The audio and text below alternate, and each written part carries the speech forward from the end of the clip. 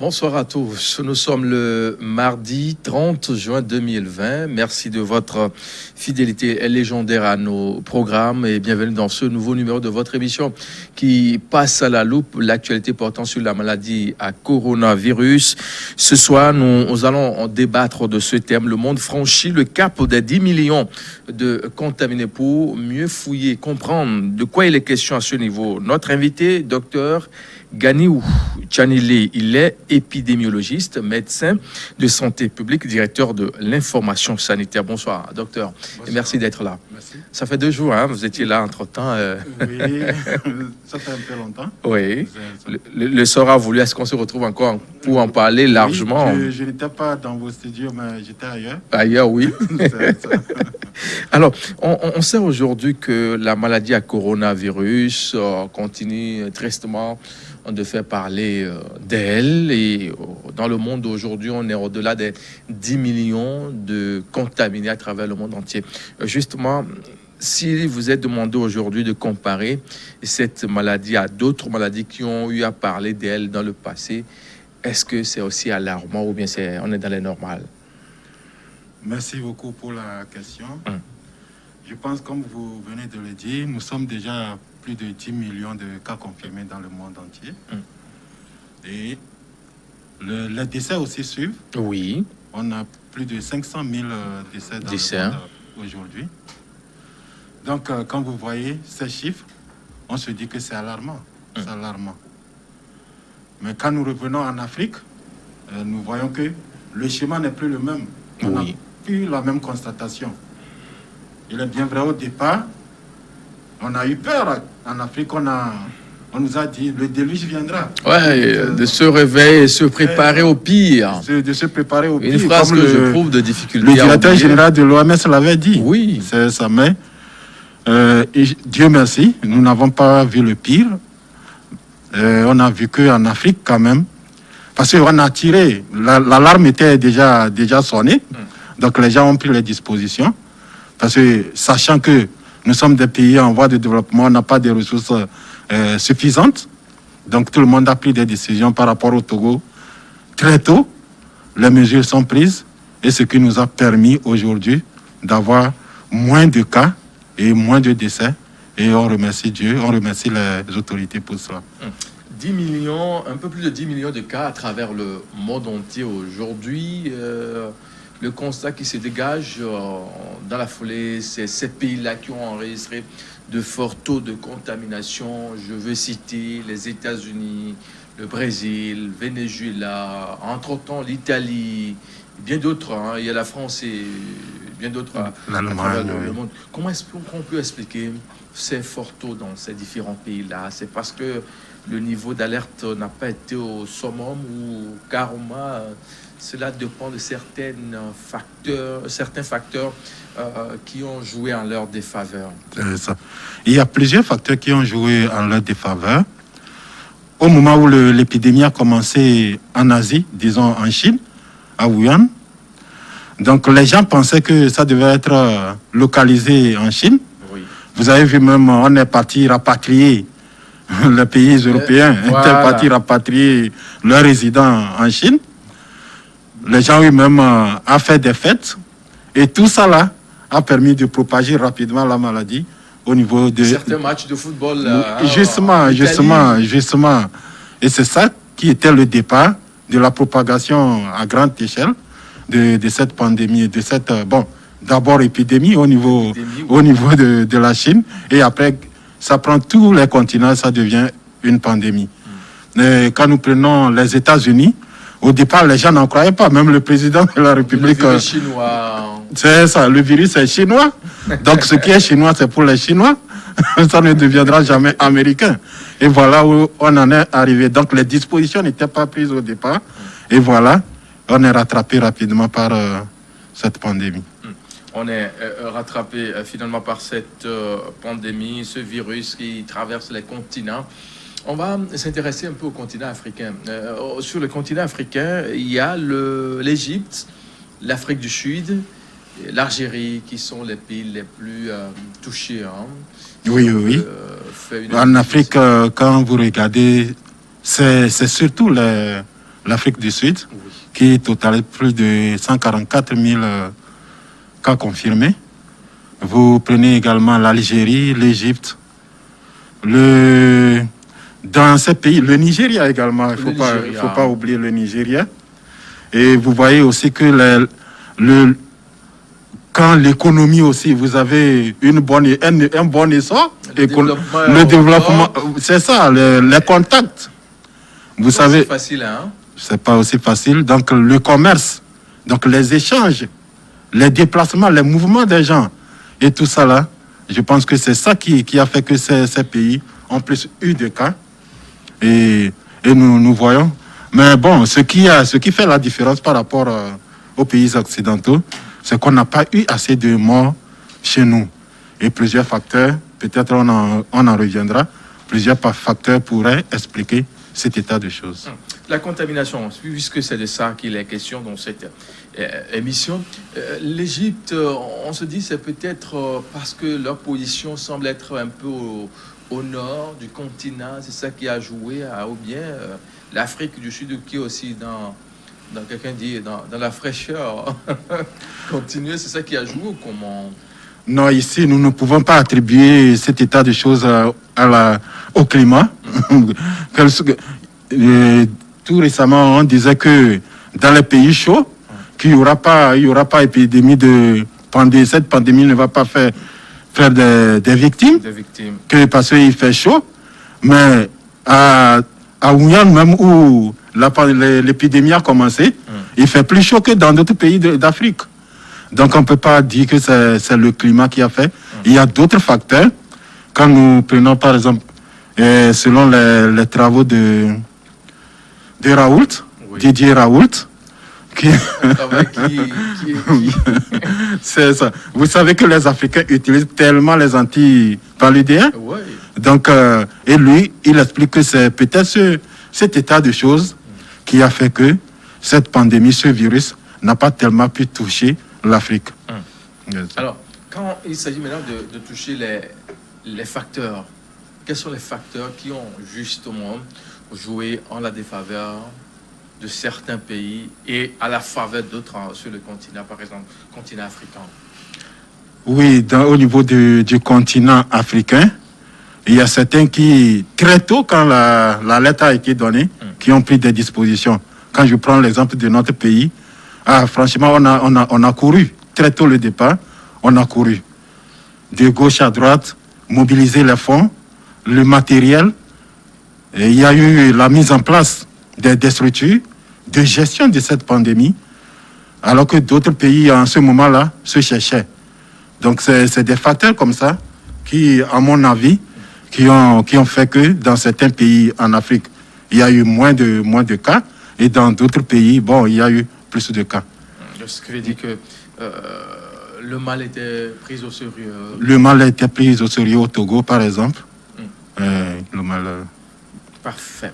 Mesdames et messieurs, si vous nous choisissez que maintenant vous regardez bien sûr votre émission qui passe à la loupe tous les soirs, l'actualité sur la maladie coronavirus à travers le monde entier, dans tout son ensemble. Et aujourd'hui, nous évoquons avec notre invité ce thème, le monde qui a franchi le cap des 10 millions de contaminés. Au Togo, on parle des cas, justement, depuis 24-48, sinon 72 heures, on a encore enregistré des cas de contaminés. On se dit, on est très loin donc de terminer avec cette maladie. Parce qu'entre-temps, il y avait une journée, là, je n'ai plus vraiment la date, et on n'avait enregistré aucun contaminé.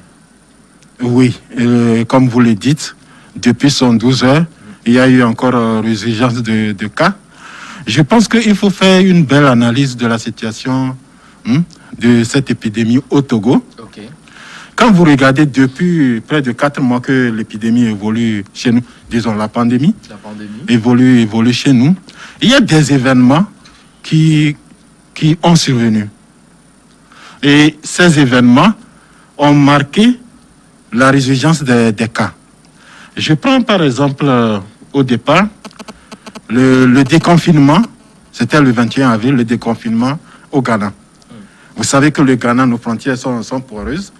Donc, nos compatriotes sont rentrés au Ghana. Et le comble, on a une ville capitale qui se trouve à la frontière. C'est ça. Donc, tout ça là. Et donc, nos compatriotes étaient au Ghana, en ce moment-là, quand les frontières étaient fermées. Vous savez? Et donc, ils sont restés là-bas. À un moment donné, on a déconfiné et ils sont rentrés en nombre important. Et en ce moment, qu'est-ce qui a été fait? Au niveau de l'administration territoriale, on a dit au préfet, prenez les dispositions. Tous ceux qui arrivent comme des voyageurs, ils doivent nécessairement, systématiquement passer au test, par le test. Et c'est ça qui a fait qu'on a eu encore beaucoup de cas confirmés. Donc en dehors de cela, vous savez également qu'avec l'état d'urgence, il y a eu le couvre-feu, il y a eu, disons, le confinement partiel de certaines villes, telles que Lomé et puis Sokodé. Oui. Et à un moment donné, le couvre-feu a été levé. Le confinement partiel également a été levé dans ces villes. Et quand vous remarquez, après quelques semaines de levée de couvre-feu et de déconfinement, et nous sommes dans la période actuellement, les élèves également, il y a eu la reprise des classes. Donc tous ces événements ont fait que il y a eu encore de nouveaux cas et des voyageurs encore qu'on a rapatriés. Et tout ça là, c'est des occasions où il y a encore de nouveaux cas. Et on a enregistré, je pense si j'ai bonne mémoire, samedi passé, près de 27 nouveaux cas. 27 nouveaux cas. Et le lendemain, 24 cas. Heureusement, hier, lundi, on n'a eu qu'un seul cas. Et puis, ce qu'il faut comprendre également, c'est que la stratégie également de détection de cas a évolué dans notre pays. Au départ, c'était Lomé seulement qui faisait des tests de confirmation de Covid-19. Aujourd'hui, dans toutes les régions du Togo, jusqu'à Dapaon, le CHR Dapaon, au niveau de Kara, l'INH a ses antennes, au niveau de Sokodé, à Takpamé, etc., Séguier. Donc, il y a des antennes qui font des dépistages. Et vous voyez donc, il y a plus de cas qu'on arrive à détecter. C'est ça qui fait qu'on a l'impression que la pandémie devient encore de plus en plus importante dans le pays. Parfait. Parce que ça avait fait quand même un peu parler ce week-end. On se dit, mais qu'est-ce qui nous présente encore les autorités en charge, bien sûr, de cette riposte? On l'a dit, à coronavirus, plusieurs questions m'ont été posées. Au téléphone, on m'a appelé pour dire, mais vous n'en finirez jamais avec votre maladie. Il dit, non, c'est notre maladie à nous tous. Il faut qu'on se prépare pour la riposte le jour. Mais dans la foulée également, il y avait une autre information concernant ces Togolais qui vivent à l'extérieur, qui souhaiteraient rentrer au pays, se faire traiter. Et la quarantaine n'est plus vraiment gratuite comme ce fut il y a quelques jours au pays. Cela est sanctionné désormais d'un certain nombre de petits milliers de sous qu'il faut payer. Puisque vous êtes le directeur de l'information sanitaire, on veut en savoir beaucoup plus. Comment ça va être fait? C'est quoi concrètement? Bon, il est bien vrai. Nous avons vu les informations, nous aussi. Donc, ceux qui demandent à être rapatriés, ils doivent contribuer. Vous savez, lorsque l'épidémie dure, la pandémie dure, la gestion devient de plus en plus difficile. Vous savez qu'avec cette pandémie, disons que l'économie est pratiquement à terre. Rien ne bouge, rien ne marche. Oui. Ça, c'est clair, tout le monde est... C'est clair. Même dans nos familles, tout le monde sait que ça ne marche pas. Même manger 2-3 repas par jour, ça devient de plus en plus difficile. Donc, l'État, c'est quand la population travaille, on paie les impôts, que l'État tourne correctement.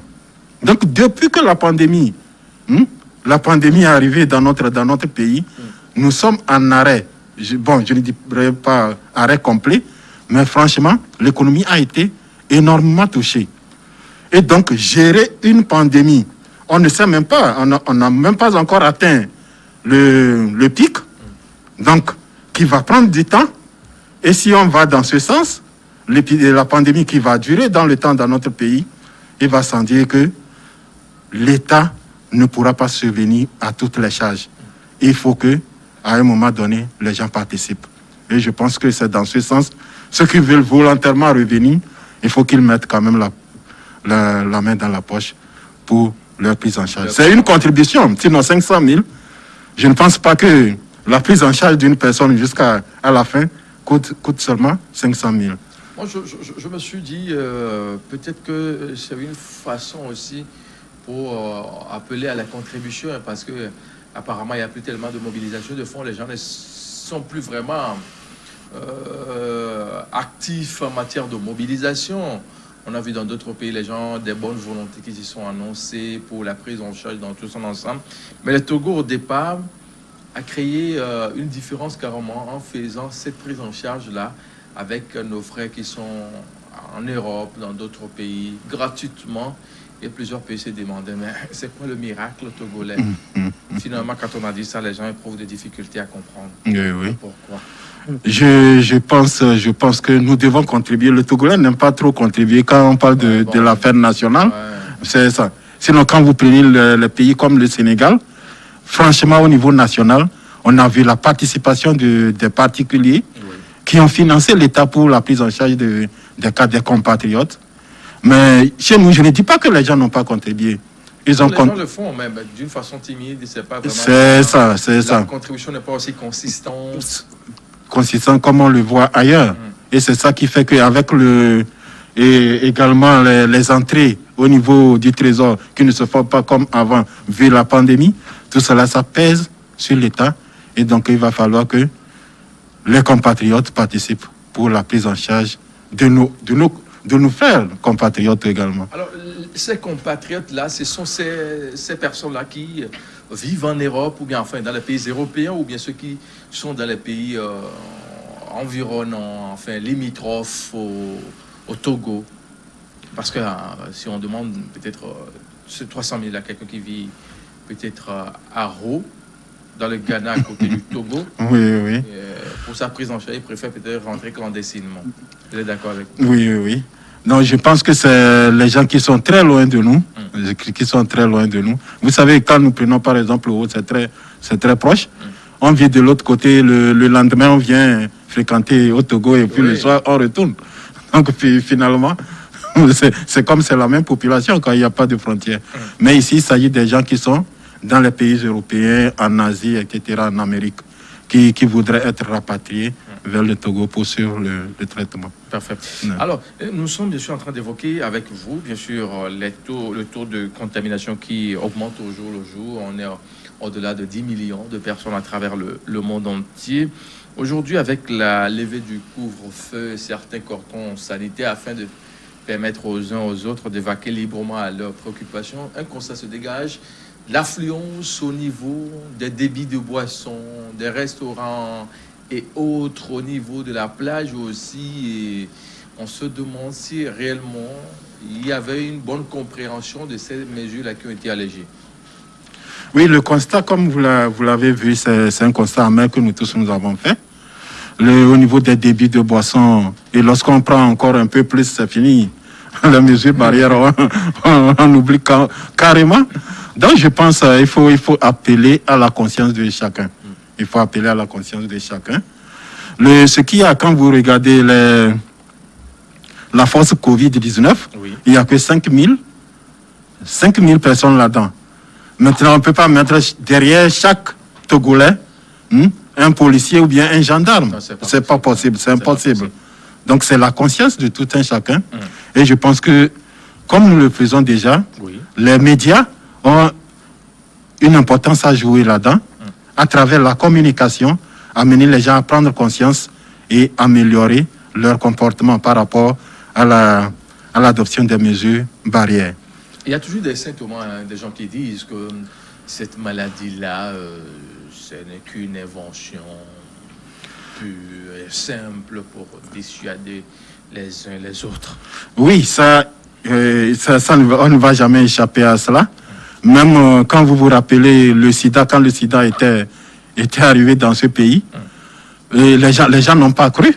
Dans les années 80, les gens n'ont pas cru. Jusqu'au jour où, dans nos familles, dans nos propres familles, on a vu des cas de sida, les gens atteints de sida. Et en ce moment, on a commencé à croire. C'est la même chose qui se passe exactement. Est-ce qu'il faut attendre jusqu'à la contamination avant de croire? Bon, on ne doit pas attendre, mais l'être humain tel que, c'est quand on voit que l'expérience donne plus de leçons que lorsqu'on ne vit pas l'expérience. Mais je pense que nous devons prendre quand même conscience, ensemble prendre conscience.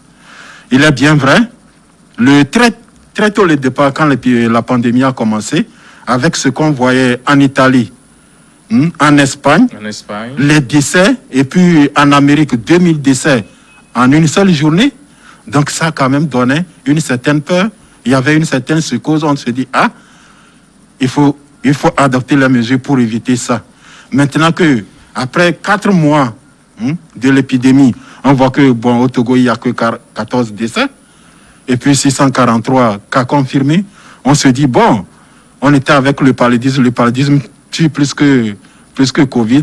Pourquoi donner autant d'importance à Covid? Et c'est là où on fait l'erreur. Parce que lorsqu'on ne met pas en pratique les mesures barrières et que les cas confirmés deviennent de plus en plus importants, la prise en charge devient difficile. Et c'est là où les décès interviennent. Et nous devons interpeller tout un chacun à sa conscience pour la mise en pratique des mesures barrières, notamment pour le port obligatoire de masques ou de cache-nez. Justement. Et l'un des points de contamination à cette maladie à coronavirus, c'est aussi les transports. Les transports urbains, interrégionaux. Je ne sais pas si vous êtes tenté de prendre peut-être un taxi Lomé-Qualimé, Vaughan. Il se passe beaucoup de choses. Je sais oui, quelqu'un me disait la fois dernière que c'est en complicité avec certaines brebis galeuses de cette force anti-Covid là. Je pense au départ, quand on avait bloqué Lomé, oui. Il y a eu quand même des contournements, malgré la force qu'on a mise en place au niveau des différentes sorties. Il y a eu des contournements avec la complicité des émigrants et des transporteurs, le transport en commun, oui. C'est ça. Il y a eu des complicités, mais avec l'ouverture le débouclage, il y a quand même ce qu'on constate. Les gens, c'est la mise en pratique des mesures barrières. Voilà. Vous voyez dans les véhicules le non-respect le non-respect de ces mesures barrières. Dans le véhicule, les gens, ils ont le masque sous le menton. S'ils ont voulu le porter, ça, et vous l'avez sous le menton, ou carrément, ils ne le portent pas. Et ça, je pense nos forces de l'ordre doivent vraiment veiller à cela pour éviter que ça soit une occasion de contamination pour la propagation de la maladie dans notre pays. Virus. On va devoir apprécier maintenant les chiffres à la date bien sûr de 29 juin 2020, la situation, le tableau que présente le Togo bien sûr en matière de la présence en charge de cette maladie à coronavirus.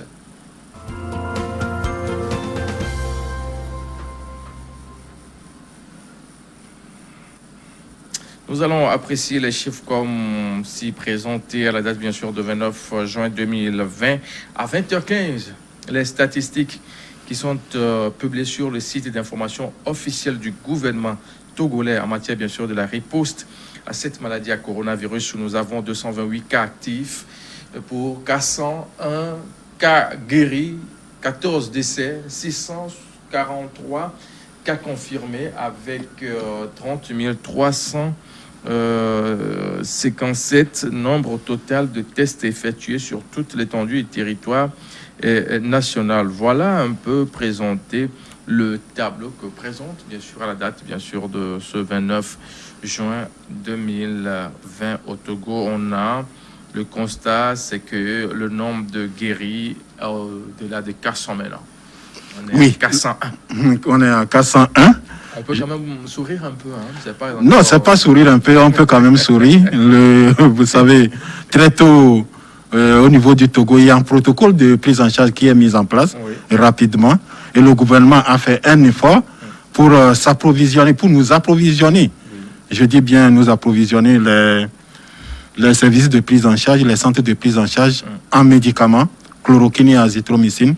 Et c'est ça qui a permis qu'on ait quand même un bon taux de guérison. Parfait. Alors, la question qui se pose aujourd'hui, c'est bien sûr ce protocole-là. Entre-temps, on a entendu, et bien sûr, que le Togo a été ravité par le Madagascar, enfin, le produit malgache est entré dans la prise en charge, dans le protocole de la prise en charge au Togo. Qu'en est-il justement? Est-ce qu'il y a vraiment ça? Vous l'utilisez ou comment? Oui, le gouvernement, le gouvernement a reçu un stock d'artémisia venant de Madagascar, et il y a un certain nombre de malades qui ont pris ça. Maintenant, les résultats, il faut qu'on nous sorte les résultats pour qu'on sache concrètement qu'est-ce que ça a donné. On a comme l'impression que ça traîne un peu, hein, parce que ça fait bientôt un mois que le produit là. Oui, vous savez, une recherche, ça prend du temps. Ça prend du temps. On peut pas, en un mois, on a donné, et puis on dit ça marche. C'est pas comme ça se passe. Il faut réfléchir, les tests, faire des tests, etc. Et puis dire enfin, ça marche. Et je pense que ça doit marcher. Quand vous voyez la publication faite par la Chine, au départ, ils ont publié également qu'ils ont utilisé la témisinine, mais ont plutôt mis l'accent sur l'hydroxychloroquine et l'azithromycine. Voilà. Donc, on peut dire que dans les jours qui viennent, on aura une idée beaucoup plus précise, bien sûr, de la prise de ce produit Covid Organics malgache. Je pense que dans les jours à venir, on aura une idée précise.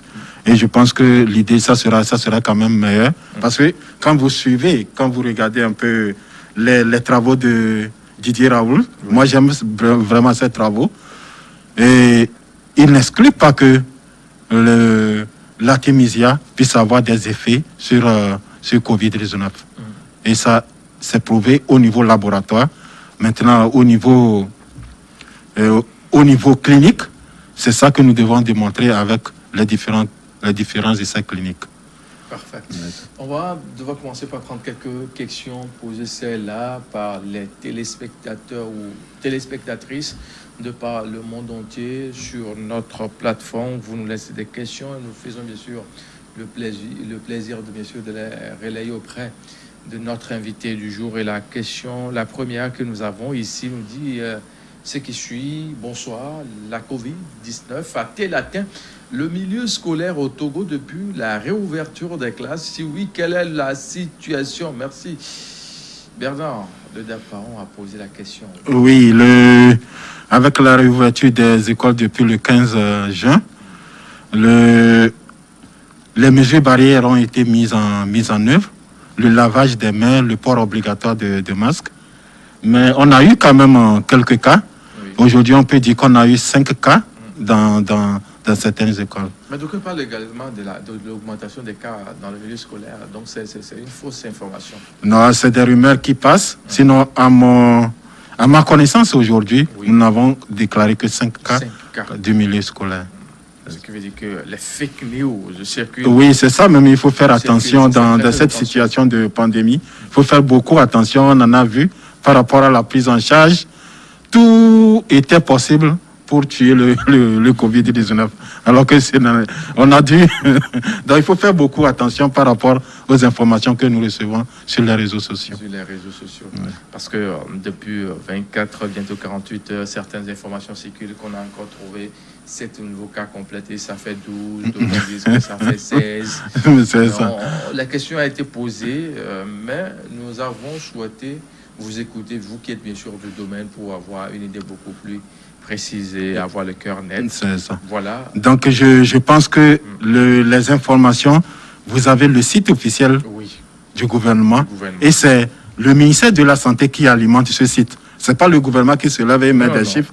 C'est le ministère de la Santé qui alimente ce site. En tenant compte, bien sûr, des statistiques qui ont été envoyées. Bien sûr. Je viens de dire qu'il y a des antennes de l'INH au niveau de toutes les régions et dans certains hôpitaux, grands hôpitaux, des antennes pour détecter, dépister, faire le test et confirmer. Et ce sont ces antennes, après avoir fait les tests, ils envoient les résultats obtenus. On centralise au niveau de Lomé et on sort maintenant les résultats et on alimente le site. Donc, ce n'est pas des informations comme ça. qu'on prend et puis on alimente le site. À quoi bon de cacher même des... Oui, à quoi bon? Nous avons vu dans ces pays, on nous a dit qu'il y a plus de morts que ce qu'on déclare. Que les gens, chaque soir, très bas, les gens... Oui, qu'il y a des morts. Chaque nuit, on enterre près de 100. C'est des histoires. Il ne faut pas se fier à toutes les informations que nous recevons sur les réseaux sociaux. Il faut quand même que les gens comprennent une chose. À part la maladie à coronavirus qui tue, il y a aussi la mort ordinaire que nous avons tous les jours qui tue les gens. Donc on peut enterrer les gens à part... C'est pas forcément ceux qu'on enterre dans les cimetières sont tous décédés du Covid. Et puis ceux-là sont bien sûr enterrés par le service de la riposte qui est à pied d'œuvre, qui travaille au jour le jour.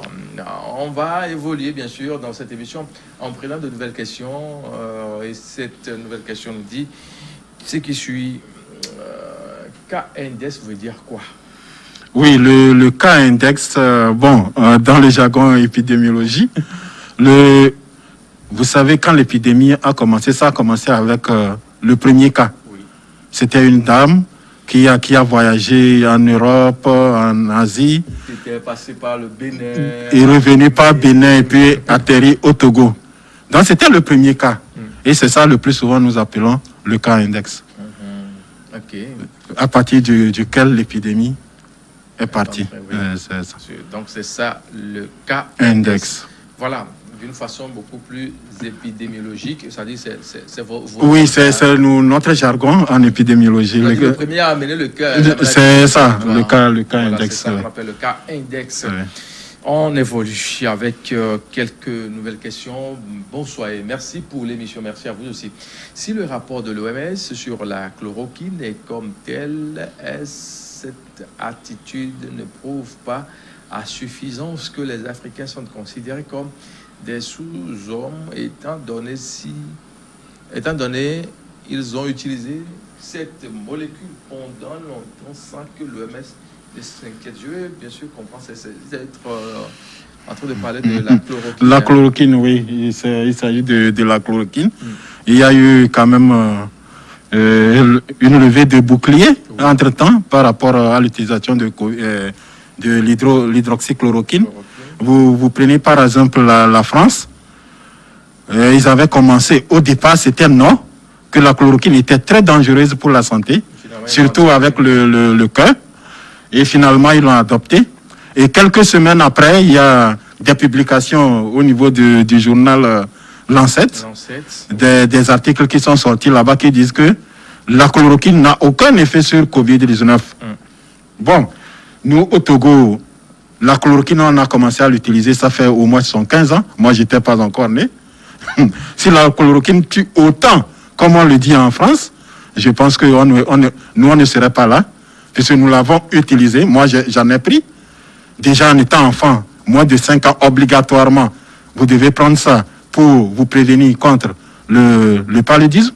Les femmes enceintes, prenez ça sans être malades. Tout ça là pour les prévenir contre le paludisme. Et malgré tout ça là, ni les enfants qu'elle portait, ni elle-même n'étaient décédés. Et aujourd'hui, subitement, on nous dit que la chloroquine est très, très mortelle. Donc, nous pensons que nous avons beaucoup de recul pour prouver le contraire. Que la chloroquine, nous, on la prend et on ne meurt pas. Et les Européens également, quand ils viennent en Afrique pour leur tourisme, c'est ça qu'ils prennent sans être malades. C'est ce que les Français prennent. Et ce n'est pas aujourd'hui, quand il y a Covid, ils vont dire que la chloroquine qu'ils donnaient à leurs compatriotes quand ils venaient en Afrique sans être malades est devenue plus dangereuse. Il y a d'autres maladies également. D'autres maladies également, comme certains rhumatismes, et on donnait chloroquine, hydroxychloroquine chez eux. Ils n'ont pas dit que c'était très dangereux. Donc, comprend qui comprend. Parce que quand on parle de la chloroquine, moi, les deux produits pharmaceutiques que je comprends, enfin, que je maîtrise beaucoup plus, c'est paracétamol, qui est antalgique, et puis chloroquine. Nous, dans la famille, quand tu te dis que tu es un peu malade, la maman te crie, va prendre chloroquine. C'est ça, nous l'avons pris, on a avalé, on n'est pas mort. Nous, on a quand même un recul par rapport à ces Européens, ces Occidentaux, qui disent que ça tue. Non. Je pense que si ça tue, depuis qu'on a commencé à donner... Même les injections de Kinima, c'est ça. Donc, comme ça, il y a un truc de pistolet là, on fait pas comme ça. Donc, on aurait vu des morts. C'est pas aujourd'hui qu'ils vont nous dire que ça tue. Donc, c'est ce qu'il faut comprendre, que derrière tout ce que les gens disent, et derrière tout, il y a des puissances, il y a des lobbies derrière tout ça là. Et quand vous vous souvenez, tout récemment, la semaine passée, Oui. Le professeur Didier Raoult, il a été invité par une commission d'enquête en France pour parler de la chloroquine et ce qu'il pense par rapport aux gens qui disent que la chloroquine ne marche pas. Et les publications qui sont sorties au niveau de l'ANSET, quand les gens ont commencé à critiquer ces publications, les publications ont disparu. Donc, quelque part, il faut se poser beaucoup de questions. C'est ça. C'est toute une main derrière. Hein. Oui. Il y a toujours des laboratoires qui tirent les ficelles pour prouver que telle molécule ne marche pas, c'est telle autre, pour pouvoir vendre plus. Et c'est toujours économique. Parfait. On va évoluer avec la série des questions et réponses dans cette émission. Une nouvelle question qui nous vient, nous dit ce qui est su. Bonsoir, messieurs. Je vous remercie pour l'émission et la permission de pouvoir poser des questions, s'il vous plaît. Pouvez-vous nous renseigner sur le virus en milieu scolaire? Merci. C'est Jospin qui a posé la question. Enfin, vous l'avez dit. Mais Oui, comme la oui, donc c'est ça. Donc on va répéter. donc aujourd'hui au niveau de notre pays, avec la reprise des classes, en milieu scolaire, on a eu que 5 cas aujourd'hui à l'heure où nous parlons. Donc les autres informations que vous avez sur les réseaux sociaux, ce sont que des rumeurs. Des fake news. C'est des fake news, comme on le dit. C'est ça. Parce que l'information circule, ça fait bon train, les gens appellent pour avoir une idée que les enfants sont en train d'être contaminés, il faut que le gouvernement pense à faire ci, à faire ça. Et il faut dire que parmi les 5 contaminés, les 5 ne sont pas contaminés. Enfin, une bonne partie n'est pas contaminée à l'école. C'est ça. C'est ce qui est aussi précisé Oui, dans oui. le point avec la presse. Il y a de cela une semaine avec le patron, le colonel Djibril Mohamed, qui s'occupe bien sûr de cette riposte-là au Togo, qui a bien sûr expliqué comment s'était passée cette contamination avec ces élèves-là. D'aucuns l'ont chopé avant de rentrer au pays. Et voilà, c'est suite à ça qu'il a été détecté la maladie à coronavirus. Deux questions encore pour évoluer dans cette émission du jour. Bonsoir, bonjour docteur, s'il vous plaît. Est-ce vrai que le port du masque diffère d'une personne à une autre selon qu'on est malade ou pas? Bon, oui, ça aussi, c'est des informations sur les réseaux sociaux. On en a vu. Il passe beaucoup de choses. Hein, avec, oui. Avec WhatsApp, oui. Tout ça, là, surtout WhatsApp qu'on utilise beaucoup Ça en va Afrique. vite. L'information va vite. Les gens disent quand on est malade, il faut tourner le. Que votre masque là, il faut avoir le bleu à l'intérieur. À l'intérieur quand on est malade, et quand on n'est pas malade, le bleu à l'extérieur. Bon, tout cela, il faut comprendre pourquoi on porte le masque. Le masque, c'est comme vous avez de l'eau sale et vous voulez filtrer pour avoir une bonne eau en bas. Il faut utiliser donc le tamis. Vous prenez un tamis, vous mettez l'eau, l'eau garde les saletés et l'eau propre descend, vous buvez sans problème. C'est exactement ce que le masque fait par rapport à l'air. Nous respirons, nous parlons, et il y a des gouttelettes que nous laissons échapper. Donc, le masque a pour rôle de contenir ces gouttelettes et laisser l'air sortir. Et ainsi, l'air également que nous inspirons, il est filtré pour que c'est du bon air, si je peux m'exprimer ainsi, oui, voilà, qui rentre dans nos poumons. C'est exactement ce qui se passe. Que vous tourniez le masque, la partie bleue dehors ou à l'intérieur, l'effet n'est pas différent dans les deux cas. Dans cette foulée, il y a une question aussi qui revient très souvent concernant ces différents types de masques qu'on a aujourd'hui sur le marché. Oui, il y a différents types de masques. Il y a différents types de masques au niveau... il y a ce masque-là que nous appelons chirurgical. Oui. Il y a d'autres masques que nous appelons FFP2. Il y en a même FFP3 qui sont un peu en museau, comme ça. Donc, il y a différents types de masques. Et ces masques, ça là, tout le monde le porte. Mais quand on va vers FFP, FFP2 ou bien FFP3, c'est par exemple les centres de prise en charge où on sait que le risque de contamination, on est parmi les malades déjà contaminés. Les agents de santé, par exemple, qui travaillent dans ces centres, donc ils sont exposés. Il y a des zones rouges où on sait que là, franchement, le virus circule. Et donc c'est à ces agents de santé qu'on donne des masques FFP3, FFP2. Maintenant, là où le risque n'est pas important, comme nous, dans les rues, tout ça, là, le risque n'est pas important, il vaut mieux utiliser ce type de masque que nous appelons. Est-ce qu'il faut vraiment les porter? On va revenir forcément sur ça, hein, parce que... Oui, les gens disent, quand est-ce qu'il faut porter les masques? Moi, je vais vous dire, il faut porter les masques à tout moment.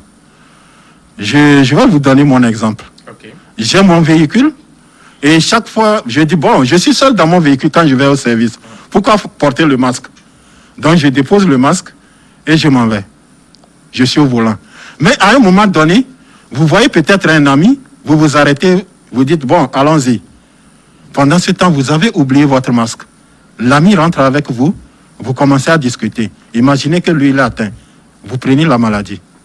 En dehors de cela, à un moment donné, vous vous arrêtez pour dire, ah, j'ai trouvé un ambulant, je vais acheter quelque chose. Il vient à votre portière, il vous parle. Il vous projette les gouttelettes. C'est à partir de ce moment, j'ai fait ce constat, je me suis dit, à tout moment, je dois avoir mon masque. Parce que je ne sais pas les événements qui vont arriver. Donc, partout où je passe dans mon véhicule, j'ai le masque qui est... Vous avez toujours le masque. J'ai toujours le masque. Pour éviter le pire. Pour éviter le pire. Alors, les élèves qui ont commencé les cours, 2 semaines déjà de cours, et ils sont là pour mieux terminer l'année, aller aux différents examens. Le constat est clair que dans les établissements, le respect plus ou moins est strict. Mais une fois la sortie, on assiste à de n'importe quoi. Les masques sont largués, on les renvoie au niveau de la nuque, au niveau du menton. Oui. Donc on l'enlève carrément, met dessus, met dessous. On rigole, on chamaille. Oui, c'est ça. C'est le constat même que nous faisons. Et c'est pas seulement les élèves, hein. Nous-mêmes, leurs parents, c'est la même chose. Il suffit de sortir et vous allez voir que les gens ont leur masque ou bien cache-nez sous le menton. Si vous voulez le porter, ça, ils l'ont sous le menton ou bien carrément, ils n'ont pas de masque. Tant que nous, les parents, nous avons cette attitude, je ne sais pas quel conseil on va donner à nos enfants c'est ça. Donc nous-mêmes, ça doit commencer par nous. Et comme ça, nous servirons de référence pour nos enfants. Donc il faut continuer et nous allons continuer toujours à travers les émissions, comme nous le faisons, à rappeler aux gens la nécessité de porter obligatoirement les masques. Les masques. Oui. Donc c'est ce qu'il revient de faire. C'est ce qu'il revient de faire et on l'a déjà commencé à travers les inspecteurs, les enseignants, les directeurs d'école.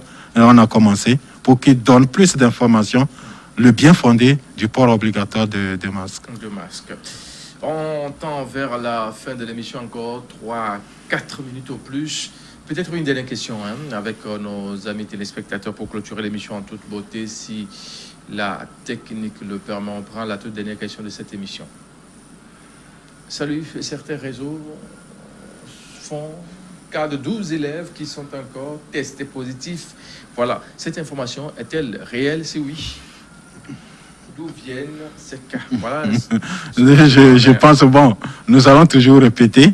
Oui. Bon, c'est des informations qui passent sur les réseaux et qui ne sont pas encore fondées, qui ne sont pas fondées. Si je dis encore fondées, ça veut dire qu'elles seront fondées dans quelques heures, donc ils ne sont pas fondées. On fait état de 5 cas parmi les élèves, 5 cas, et ces cas, ce n'est pas lors à l'ouverture de...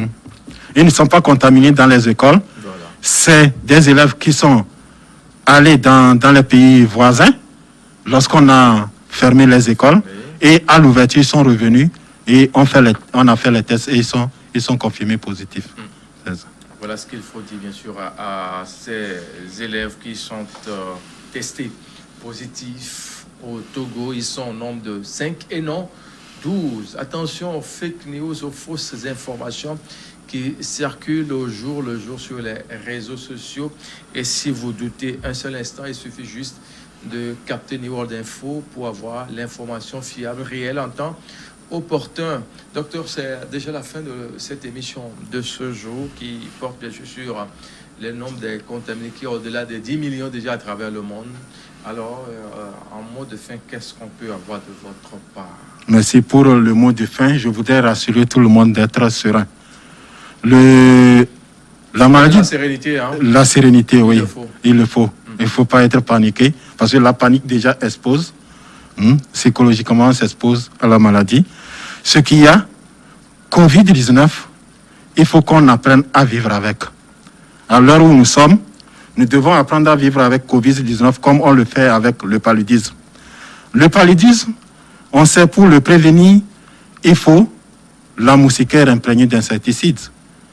Et c'est ce que nous utilisons pour éviter le paludisme. Avec Covid, nous avons les gestes barrières. Les gestes barrières, notamment se laver régulièrement les mains avec du savon et de l'eau. Et lorsqu'on n'a pas le savon et l'eau, il faut utiliser la solution hydroalcoolique. Et les autres gestes, lorsqu'on veut tousser ou éternuer, il faut le faire dans le creux du coude. Et en dehors de cela, le port de masque cache-nez. Donc il faut que ça devienne nos habitudes. Et je pense qu'avec cela, nous allons gagner la bataille contre Covid-19. Merci beaucoup, docteur Gani Ouchanile. Je rappelle bien sûr que vous êtes épidémiologiste, médecin de santé publique et directeur de l'information sanitaire. On vous souhaite un bon retour sur vous. Merci beaucoup, monsieur Mathieu.